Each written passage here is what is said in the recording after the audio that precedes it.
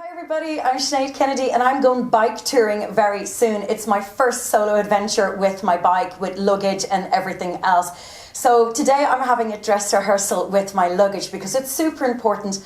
I don't want to go abroad to suddenly find I've brought too much, too little, I can't manage the weight on the bike, etc. So today is the day for dress rehearsals. So you may have seen my video on my backloader and how I had to make adjustments to it with gaffer tape. So I had to make it smaller and more compact.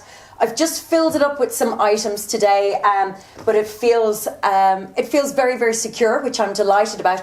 But oh my God, the weight. Now, I've only put a few t-shirts in there and I'm actually quite worried about, I'm going to have to really think about my packing list and probably start again if I'm honest with you. I've also here at the front, I bought a little front loader. So this little handbag is absolutely brilliant, but I had to do some modifications for it as well. I'll show you it properly another time. So what I did was, it was actually quite firm. There was like a big hard plastic base in it, which gave it its shape, which was very nice, except that's not what I need. So I ripped that out and now I can make the bag smaller and more compressed. The straps that hold it onto the handlebars were kind of over here as well. So by taking out the plastic molding, I was able to bring the straps in more to the center point here, because I don't want my hands to be on them, so it's right in the center. And then also what I did is I made a really nice extension lead here, just using a yoga mat strap because it's all Velcro. So rather than having the strap to secure the front loader here up around my stem, what I did was I put it down here on the actual fixed frame where the forks meet the actual frame, because I was just worried about having weight on the handlebars as such and more straps around here. I just don't want it to impede my range of movement on the handlebars, and I just don't need any more accidents. I had one there recently and I just don't want another one.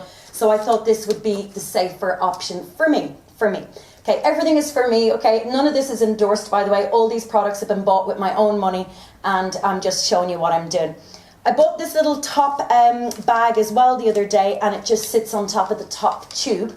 It's tiny, but you'd get a little bar in it, a few sweeties, just a few bits and bobs, just handy. I'm trying not to bring too much luggage, obviously, and I've only filled these up with bits and pieces for now for a test drive, and oh my God, the bike just feels so heavy.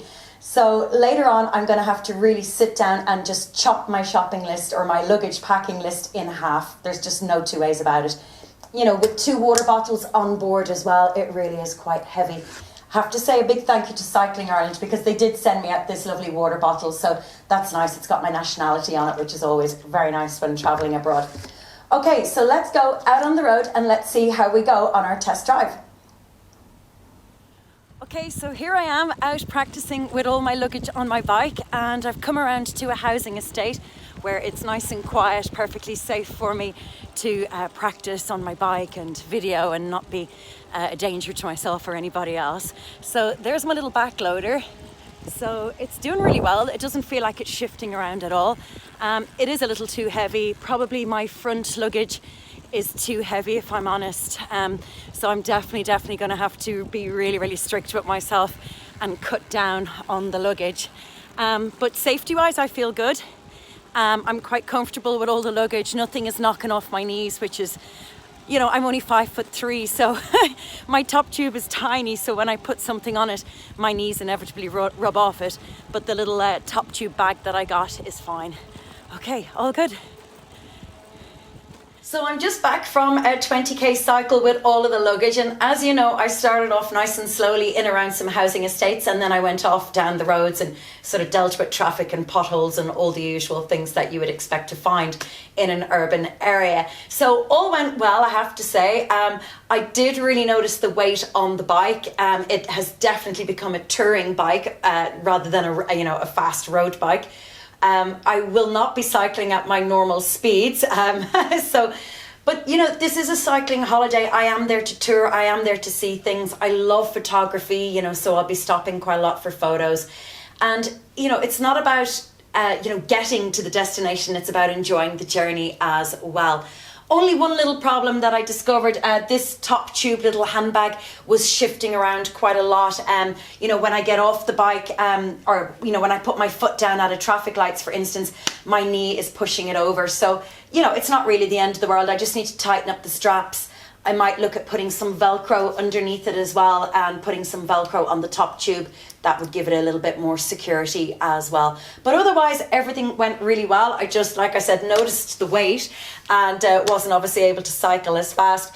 And the other thing is when I'm throwing my leg over the bike, obviously there's a bit more luggage, so I kind of have to get used to that. So I just have to tilt the bike more down and then sort of step over rather than swinging my leg around. But apart from that, everything is good. So I'm ready to go bike touring in Spain. So just a reminder, I am a solo traveller adventurer, and I would love to help mentor and coach you to taking your first big trip abroad solo. There really is nothing to be afraid of. And you can follow my journeys, and like I said, I'm willing to hold your hand. You're never alone. You're always going to meet other people. Everyone is on the same beaten track as you. There's always going to be people, like-minded people, same as you, doing the exact same thing.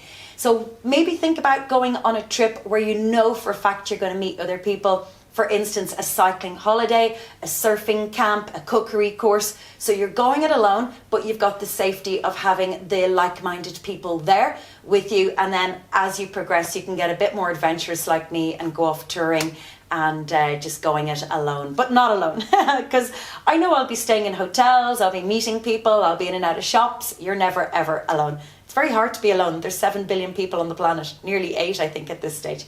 Anyway, I'll post the links for you. You can contact me about coaching and getting ready for your first solo travel adventure. See you soon.